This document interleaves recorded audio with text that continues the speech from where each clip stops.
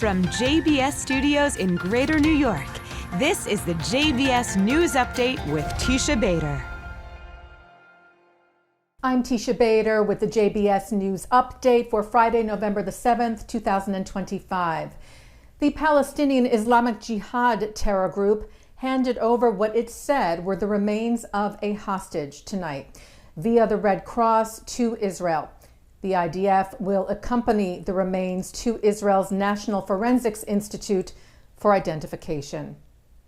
Hundreds gathered at the Kiryat Shaul Cemetery in Tel Aviv today as 21-year-old American-Israeli IDF Captain Omer Neutra was laid to rest. This after his remains were returned to Israel from Gaza Sunday night. Israel's President Isaac Herzog eulogized Omer, as did the commander of the U.S. Naval Forces Central Command, Admiral Bradley Cooper, who spoke of Omer's decision to serve as a lone soldier in Israel and his heroic actions on October the 7th. He embodied the best of both the United States and Israel. Uniquely, he has firmly cemented his place in history as the hero of two countries. A Long Island native raised in Plainville, New York, he was part of America's promise and Israel's defense. On the morning of October 7th, after learning of the brutal Hamas attack, and with little to no direction, Omer took it upon himself to do what only the most bold and courageous in all of history do. He ran toward the sound of gunfire. He led his tank and armor unit toward the enemy, taking them on in those terrible hours. He did what he had always done. He stood firm, he led from the front, and protected others. Omer's mother, Orna, recalled that her son told his friends just 2 days before October the 7th, "My parents would do anything for me." "And you were right," she said, and that sentence became our compass through 2 years of struggle to bring you home. The remains of 6 hostages are still being held in Gaza.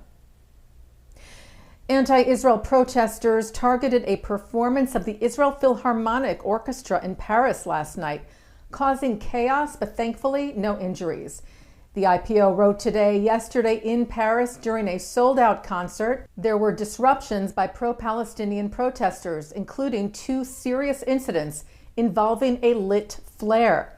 The situation was handled, and the evening ended, it wrote, with a standing ovation for the orchestra, including an encore and a performance of Hatikva, Israel's national anthem, the Hope. The flare did set one seat on fire. It was extinguished by spectators who intervened. The Paris Philharmonic, which hosted the Israeli orchestra, condemned the incident, saying nothing can justify such actions. Regardless of individual opinions, it is completely unacceptable to threaten the safety of the public, staff, and artists. 4 suspects were arrested. Kazakhstan is set to be the next country to sign onto the Abraham Accords. U.S. President Donald Trump made the announcement last night, saying a ceremony would follow soon to make it official. While Kazakhstan has diplomatic ties with Israel, the move is seen as significant. B'nai B'rith International noting that for a Muslim-majority nation to strengthen ties with Israel, especially at a time of surging anti-Semitism and mounting efforts to isolate Israel on the world stage, shows a commitment to religious tolerance and meaningful cooperation. Kazakhstan will be the 5th country to sign on to the accords, joining the United Arab Emirates, Bahrain, Morocco, and Sudan. Improvements to the HERE Act, the Holocaust Expropriated Art Recovery Act, which passed in 2016, were unanimously approved yesterday by the Senate Judiciary Committee, removing a sunset clause that was set to expire next year, and helping in the recovery of Nazi-looted art to Holocaust survivors and their heirs.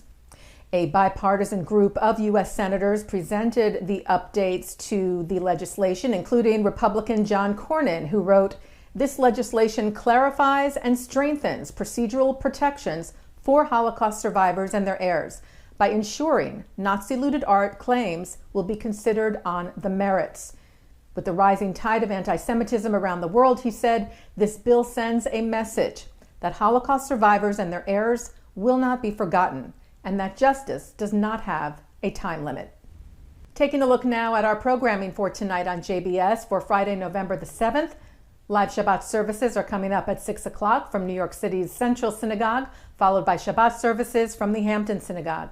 At 8:30, Justin Pine speaks with Jennifer Apple, star of the show Hannah Senesh, presented by the National Yiddish Theatre Folksbiene.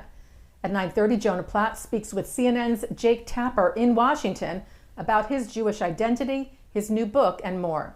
At 10:30, a replay from the Hampton Synagogue, followed by a replay from Central, and coming up next, it's a look at this week's Torah Portion. And that's the JBS News Update for Friday, November the 7th, 2025. I'm Teisha Bader. Shabbat Shalom. Am Yisrael Chai.